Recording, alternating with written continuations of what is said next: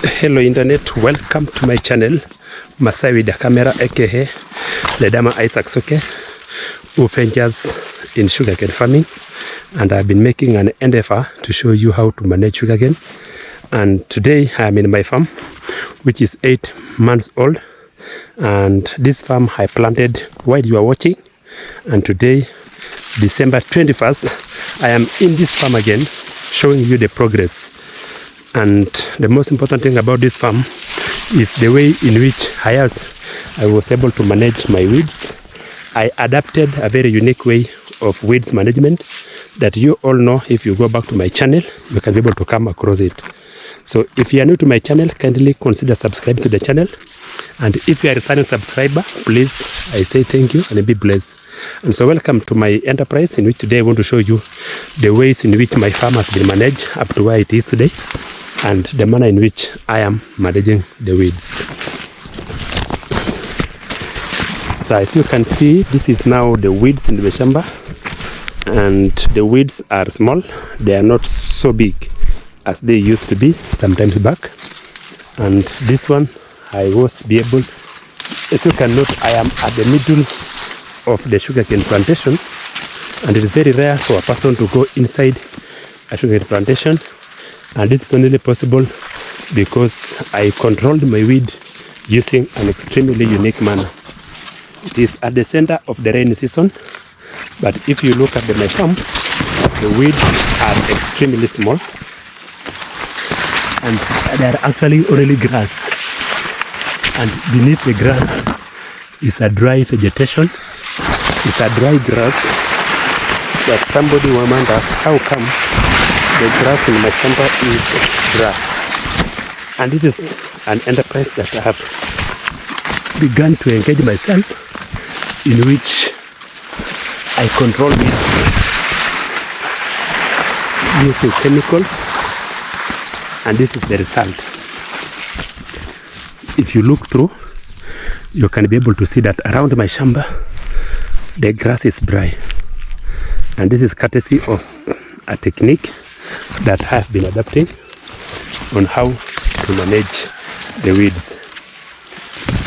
I've never tilled the shamba, I've never tilled it, but if you can closely look at this road, there's about 1, 2, 3, 4, 5, 6, 7, 8, 9, 10, 11, 12, all in one stem, and it has given me maximum shoots because I have not interfered with the soil structure of the cane.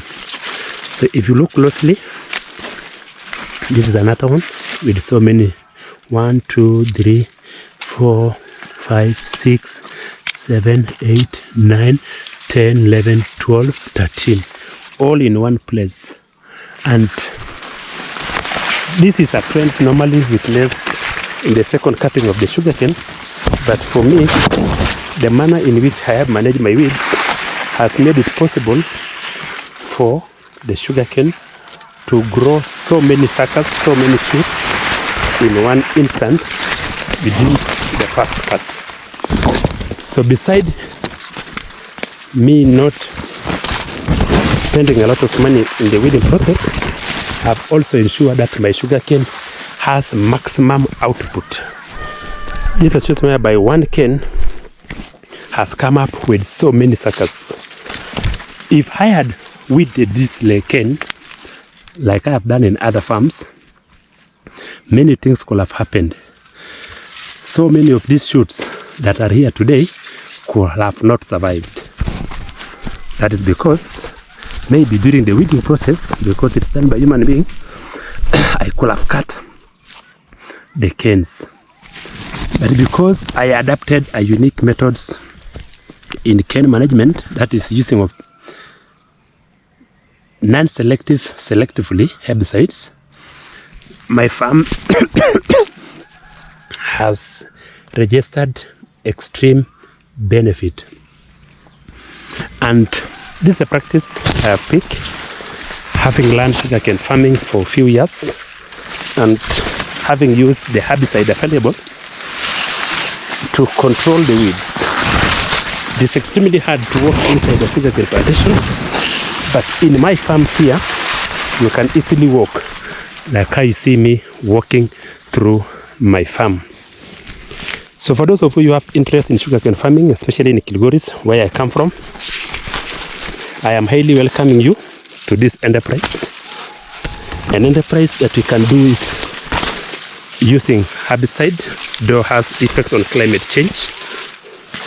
But because the herbicides are there and we have to use them, selective control of weeds can become possible. So see, watch, this is my farm. I am walking right across it with less resistance. But what makes me happy is this. So many shoots in one stem. So many shoots in one stem.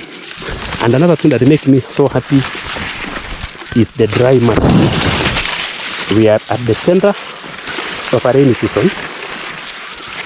But deep inside my farm, it is extremely dry. You can see me walk across, less interfered, amidst the sprawling sugarcane. So for me, this is a positive. This is a way that I adapted on how to control my weeds. And if you have interest in such a farm, your farm can be made this way. Contact me using my phone number. If you are outside Kenya, +254 726 372. And if you are within Kenya, you can only begin with 0726 372 055. And this, the vegetation is large. I am still controlling the weeds today, so that the next 2 weeks before I apply top dressing, it will be well. If you compare this shamba with mine, they were all, these ones planted the same time this one was being cut, but you can see the status of the weeds in this. So if you compare the two farms, they are in the same place, but this one is extremely forested at the moment, while mine, it has already dry. And we are at the middle of a rainy season, all of us. But if you compare this farm and you have a comparison with my farm, that is my farm at the same place, at the same climate condition, you will definitely find that I have managed my weeds in a unique manner, a manner that is not possible unless you have delved into sugarcane farming for long.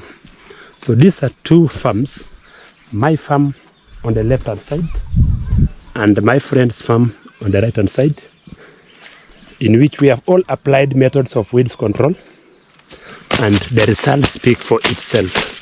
On my side, there is no weed at all, grass is dry, but on my friend's side, the farm is extremely green. There is a lot of weeds, there is a lot of grass. While on my farm here, there is no much green matter, but there exists extremely dry matter. So these are two farms planted in the same place, same soil structure, but the amount of weeds varies. So ladies and gentlemen, this is me from my farm, and this is because I have known a mechanism in which non-selectively I applied non-selective selectively to control my weed. And this is the boundary. You can see it is almost clear. I can also go to my other friend shamba, which is just another meter below my shamba, and you can see the status of the weeds. The weeds are in abundance. The weeds are in abundance. The weeds are in abundance, and my friend had applied a slash and burn method. This is a second cut for it, but you can see the status of the weed is extremely heavy.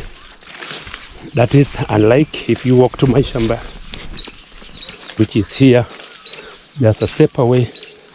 The status of the weed is unique.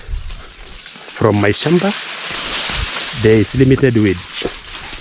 From my friend shamba, there is extreme weeds. So this is because as a sugarcane farmer, you have to be adaptive to changes. You have to be reactive to changes. And I have managed to know how to manage the weeds in my farm. So those who are new to my channel about sugarcane farms, please subscribe.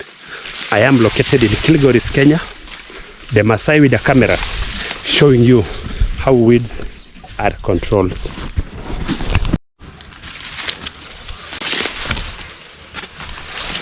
So as you can see, this is my mode of sugarcane weeds management process.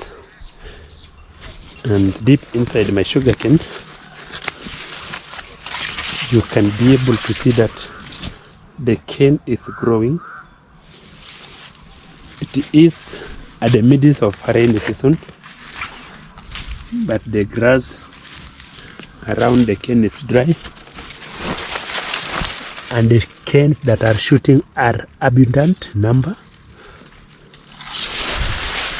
And when these canes shoot in abundance, the way they are shooting, after the first harvest, the cane will develop so many sprouts, and from the sprouts, the number to be harvested in the second round will increase. So if you look at this one, this is one cane, and if I had weeded earlier, I could have only be left maybe with this one. But today I have 1, 2, 3, 4, 5, 6, 7, 8, 9, 10, 11. So around this cane alone there are 11 shoots or sugar cane that will be harvested. So even if 3 of them will mature to the end, it will be of a good importance. So this is why I apply non-selective selectively. Look at this cane here now. If you look at this cane, this is the main mother. 2, 3. This is now an extra 4, 5. But on their base there are 5, 6, 7, 8, 9, 10, 11, 12, 13, 14. So there are 9 extra that came about as a result of me not weeding the cane very much early. This grass we are seeing here will die soon. The next 2 days, 3 weeks, 1 week, this one will be as dry as a dodo, and the cane we are seeing here will likely sprout, but this grass will definitely die. So if you are interested in my way of weed management, so that inside your cane it will be dry like this, contact me in my number.